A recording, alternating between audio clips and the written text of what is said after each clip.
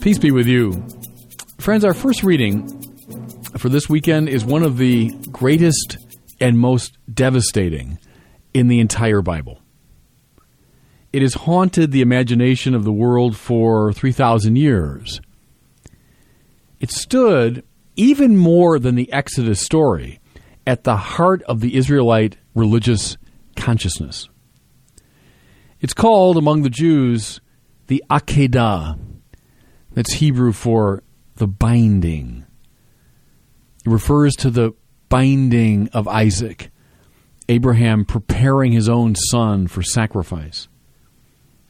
The great religious philosopher Soren Kierkegaard said this was the sublimest expression in all the literature of the world of the meaning of faith. Read Kierkegaard's great book called Fear and Trembling. That's where he talks about this scene. We know the outlines of the story pretty well.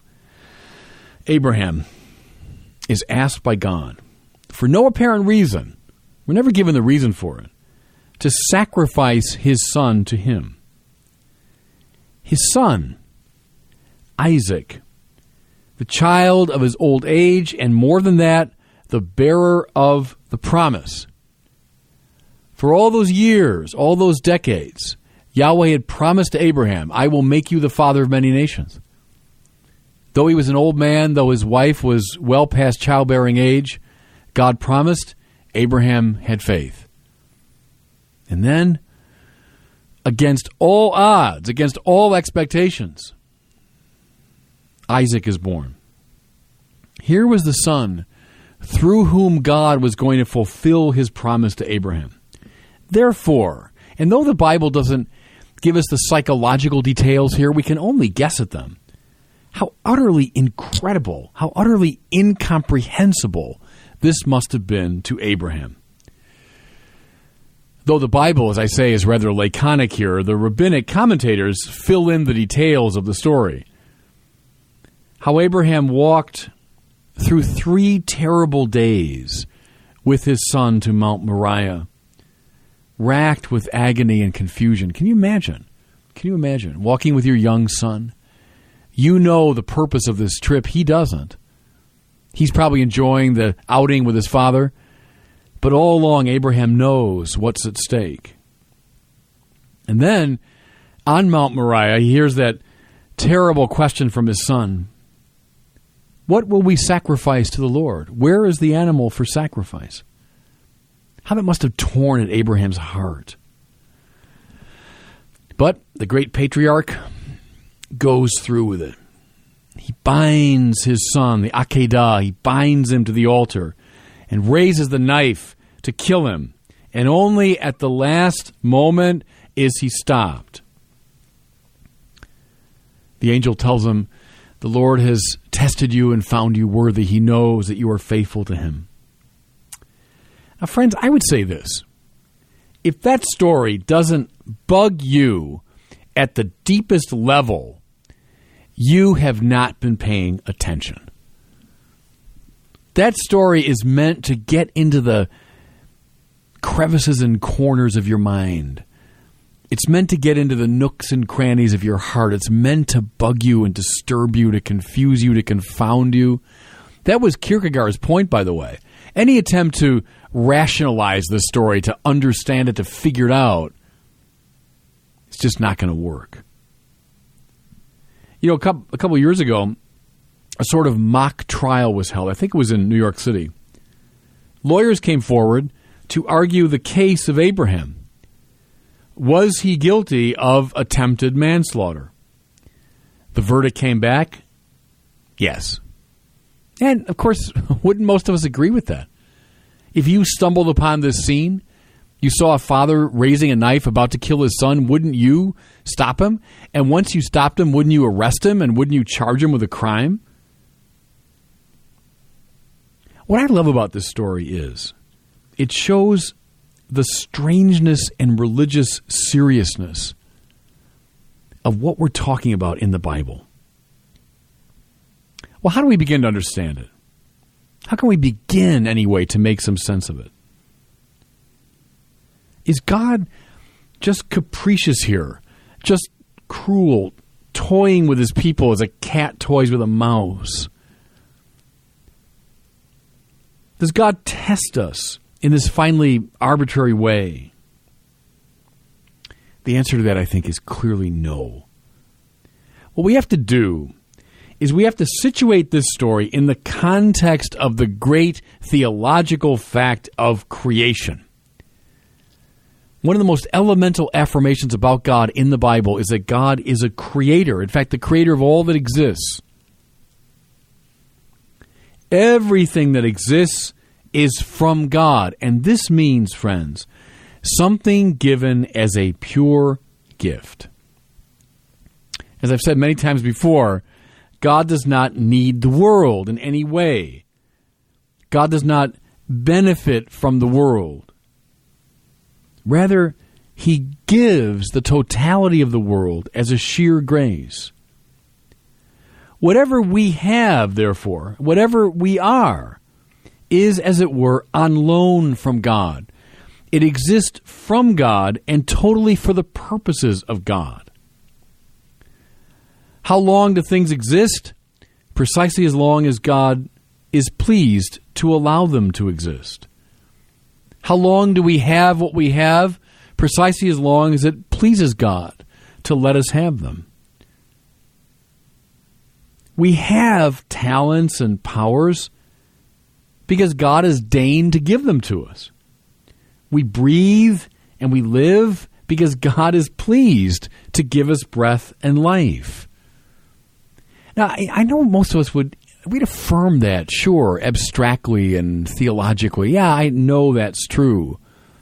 I think part of what it means to be a saint is not just to know the truth of that, but to live the truth of that. See, to let that truth sink into your bones, let it determine the way you live. We don't have or own or control anything. Everything exists in God and for God.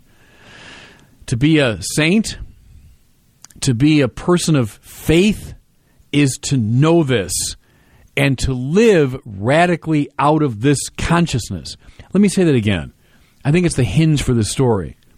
To be a person of faith, and see, Abraham is the father of faith. He's the model of faith. To be a person of faith is to know this truth and to live radically out of this new consciousness. Now, I know the difficulty is so much of this is just counterintuitive. We like to be masters of our own domain.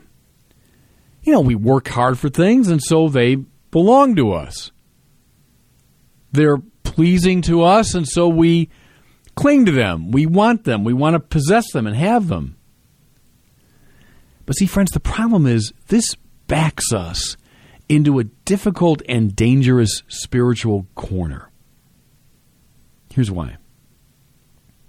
No matter how much we think this is true, no matter how much we want it to be true, it just isn't. And if we don't adjust to it, listen now, life will force us to adjust to it. Why?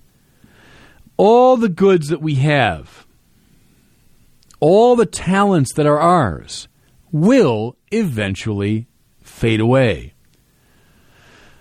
Oh, sometimes gradually, sometimes suddenly, sometimes relatively fairly, sometimes unfairly. But no matter what, everything we have, everything we are, will in time be stripped from us. You know, the longer you live, the truer this is, isn't it? We come into our prime. We're able to do many things. We're in possession of many things. Wealth and talent, control, power. But then as you move through life, it's taken from you. You become weaker. Your talents are stripped from you. All that you have is gradually or suddenly taken. And all of it finally is taken away in the dreadful fact of death. We don't control anything finally. We don't own anything finally. All of being is on loan from God. be a person of faith is to know this truth in one's bones and then actively to cooperate with it. Now, come back to the Abraham story. It means that one is willing to sacrifice, yes, even what one loves the most. One is willing to offer it back to God. And that is precisely what the sacrifice of Isaac is about. Abraham, in the most vivid way possible, acknowledging that Isaac was and is a gift, and so he's able to sacrifice him, to offer him to God. Now, you might be wondering, okay, well, what really is the payoff of all of this? Even if I accept the metaphysical truth that all things are from God and ultimately for God, what does it benefit me to surrender to it? Maybe I should, like the existentialists, resist it. Maybe I should say, yeah, I know that's true. I don't have things forever. I know that death finally swallows it up. But maybe I should just shake my fist at the world. I should resist it as long as possible. The great message of the Bible is no to that. Why? Because your being increases in the measure that you give it back to God. Life actively surrendered to God is enhanced and multiplied. There's that law of the gift I've talked about before. Do you hear how this is affirmed in the first reading? Listen. I swear by myself, declares the Lord, that because you, Abraham, acted as you did, I will bless you abundantly and make your descendants as countless as the stars of the sky. Now, friends, don't read this in some arbitrary way, as though God were just given this, or Abraham is given this reward for his surrender. Rather, read this as a kind of spiritual physics. When we let go of our lives and we give them to God, offering them for God's purposes, our lives become richer, more joyful, more abundant. God is not toying with us, not playing arbitrary games with us. Rather, through this great story, he's inviting us into a healthy spiritual stance. Think now, as we get Lent underway, everything you've got, everything you are, belongs finally not to you. It belongs to God. It's on loan to you. But be willing at every moment to offer it for God's purposes, turning it over to God. Then the high paradox. You will find your life much more joyful. You will find your life richer in the process. There, I think, friends, is the great spiritual lesson of this terrible story of the Akedah. And God bless you. I hope you were moved today by the word on fire. I pray that together we might become a people on fire with love for God and neighbor here in Chicago and wherever these words are heard. Until we join Father Barron again next week, I'm Cardinal Francis George, and I pray that God will bless you and those you love.